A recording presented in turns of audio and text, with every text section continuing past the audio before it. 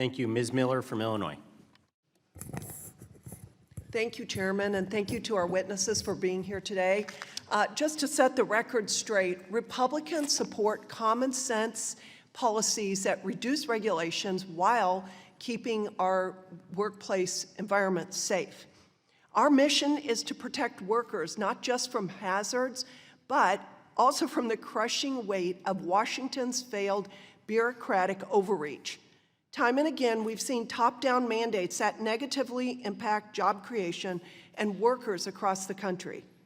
Employers are job creators and should be seen as active partners in creating safe work environments. Yet, Democrats continue to treat employers as greedy money grabbers who don't care about the well-being of their employees. For instance, the Biden administration's OSHA issued a rushed proposal on heat injury and illness prevention that had the potential to wreak havoc on businesses and communities across the country. Republicans, on the other hand, understand that government red tape can hinder a business and its employees rather than create a positive work environment. The bottom line is that the Biden-Harris OSHA drafted regulations based on party politics for cheap votes were not keeping workers safer. Republicans are here to fix the problem. So my question is for Ms. Watson. Your written testimony says that Biden's OSHA took the form of a, quote, strict disciplinarian, citing the expansion of the severe violator enforcement program and instance-by-instance citation policy. Can you please discuss what those policies were and how they were expanded under President Biden? Yes, good morning. Thank you for the question. The instance-by-instance policy used to focus on willful violations. And what that meant is if there was a willful violation, that's something where an employer had been acting badly, basically, repeatedly. So that would lend itself to repeated violations that would end up putting them on the willful scope. And so those citations, they could be cited for every instance of a violation of that standard.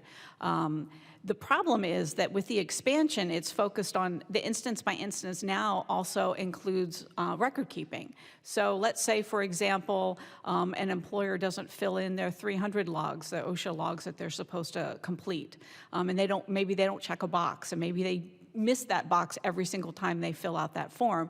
Each one of those failures to check that box is a violation. And so that is an instance by instance. It's a paperwork issue. It's not a safety issue. Another example that I used in my testimony is, let's take the OSHA's proposed heat rule. You have employees, you have maybe 8, 10 employees on a job site who run out of water, but no one tells their manager. Nobody tells their supervisor. So the employer doesn't know about that. And then let's say that an OSHA inspector comes out and finds that they ran out of water. So the employer would get cited could be cited 10 times for failing to provide water for their employees on that job site, even though the employer didn't know about it. And let's say that that water wasn't suitably cool.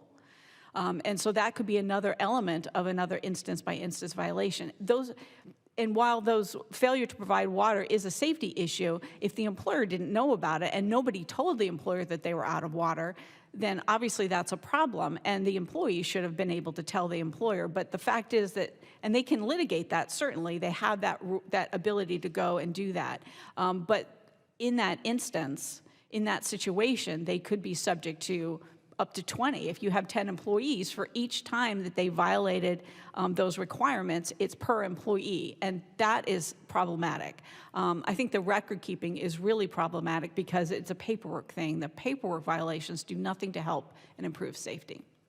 Well, I guess that's an example of the crushing weight of Washington's bureaucratic overreach.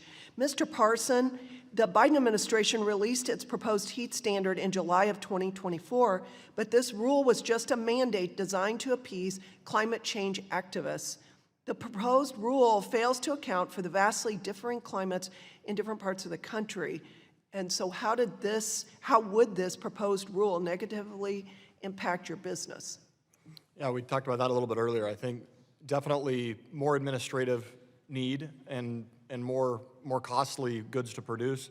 It's just going to make everything more expensive. Listen, our safety of our teams is our #1 priority, and that's true for all businesses that I've been a part of anyway. And so if you set that as kind of the baseline, we're going to try to do whatever we can to keep our employees safe and productive and willfully employed. And so trying to figure out how to craft that is priority number one for us. Thank you.